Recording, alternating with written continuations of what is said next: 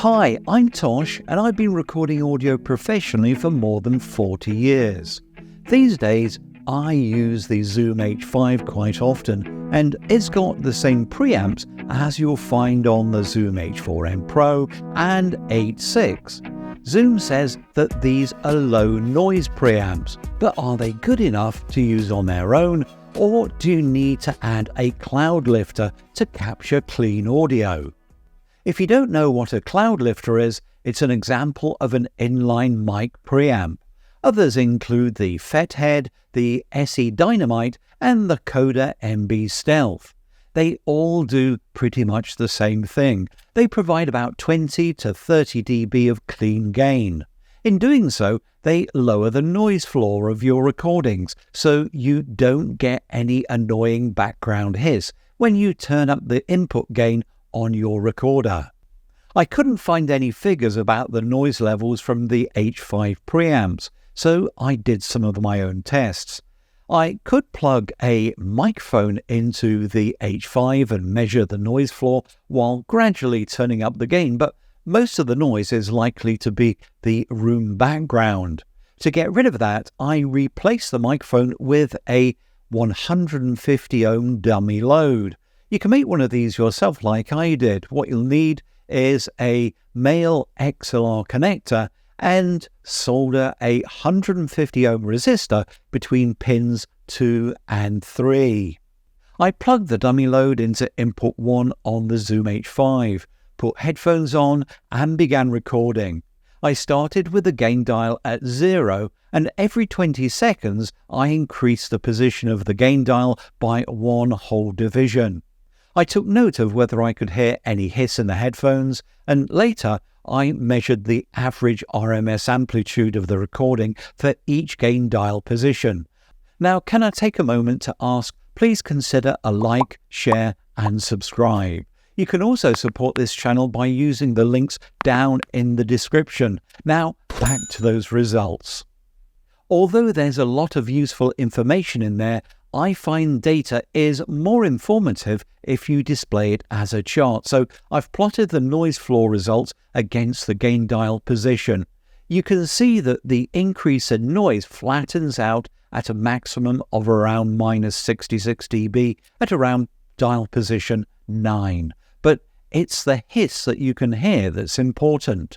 Between 0 and 6, I couldn't hear any noise at all in my headphones. Then at position 7, I started to hear a slight hiss.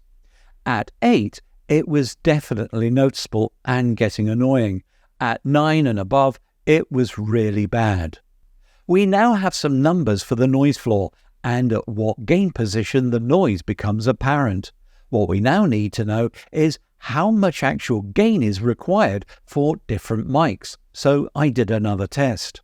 I used 5 microphones, some condenser and some dynamic. I recorded the same nursery rhyme with each, adjusting the gain on the H5 until my normal speech peaked at around minus 12 dB. Here are the results, along with the sensitivity rating of each microphone. And it's no surprise that the more sensitive mics didn't need as much gain on the H5. Meanwhile, dynamic mics like the Shure PG48 and Audio-Technica Pro 31 needed far more. In the case of the Pro 31, the dial was up at 7. Now, from before, I know that I couldn't hear any hiss in my headphones when the gain dial was at 6. But by the time I got up to 7, there was a little noise in the headphones. Not much, but there was some. So I think it's fair to say that a little below 7, the preamps are mostly quiet. Whether you need to use an inline mic preamp with the H5 will depend upon the microphone you're using.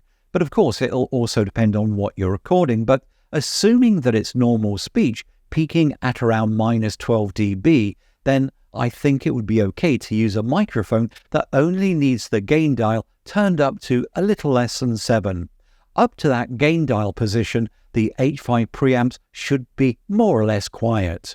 In terms of the microphones I use, that's somewhere between the Shure PG48 and the Audio-Technica Pro 31. I know the sensitivities of the two mics are 2.2 and 1.7 millivolts per Pascal. So if I stick to mics with a sensitivity of more than 2 millivolts per Pascal, the preamps on the H5 should be okay for recording normal speech. Now, a lot of podcasts use the Shure SM7B, and if you're a podcaster who wants to use one of those mics with the Zoom H5 and you want to know whether you'll need to get a Cloudlifter, let's look at the sensitivity of the SM7B, which turns out to be about 1.1 millivolts per Pascal. Now, that's lower than the Audio-Technica that we used, and it's less than my estimated limit of 2 millivolts per Pascal.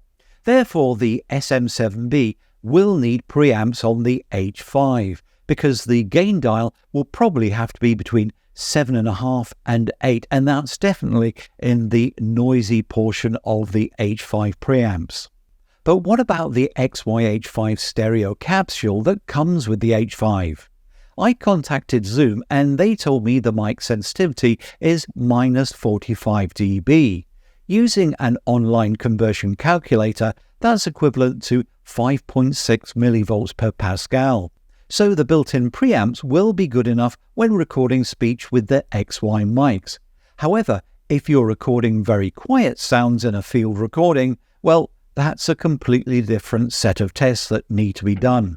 If you found this video useful, please like, share and subscribe. To make sure you don't miss any of my new videos, smash that notification bell. You can also support this channel by using the links down in the description. Thanks for watching, and until next time, keep creating.